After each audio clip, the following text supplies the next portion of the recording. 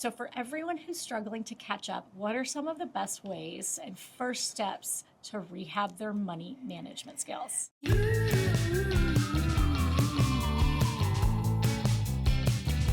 So, I know you talked a little bit about how you should be using your extra money, but I want to take it back a couple of steps. You host your podcast called Money Rehab, which is perfectly named because so many people have trouble getting ahead.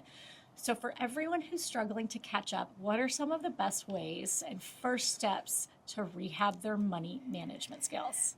Well, thank you. I think the first step to any recovery is admitting you have a problem, and we all have issues. I think the only one you can't fix is the one you don't admit you have. And so it's important to have conversations like this to really open up the dialogue and also, look in the mirror and see what are the specific things that you could be working on yourself. And whether it's that financial safety net, I know it's not fun, sexy, and exciting, but it's really important to make sure you have at least 3 to 6 months of bare bones expenses. I think of it as a brown rice and beans budget, because when I was completely broke, that's what I lived off because it felt fancier than ramen. And so having those months set aside just in case, God forbid, something happens is really empowering. And I think a lot of people look to their 401k or their investments as their fallback, as a break in case of emergency fund, but that's not what it's designed to be.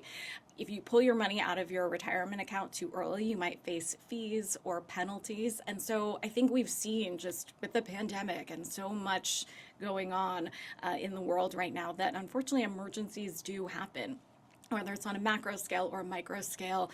God forbid somebody gets sick or can't work. Setting aside even 10 or 20 bucks a week can really add up. Consistency is key, Nina. It's not about the amount, it's just about the amount you stay with it. That makes total sense. And it's always a good idea to build up that rainy day fund when you have income or a little extra money. That way you don't get to the point where you need it and panic because you don't have it.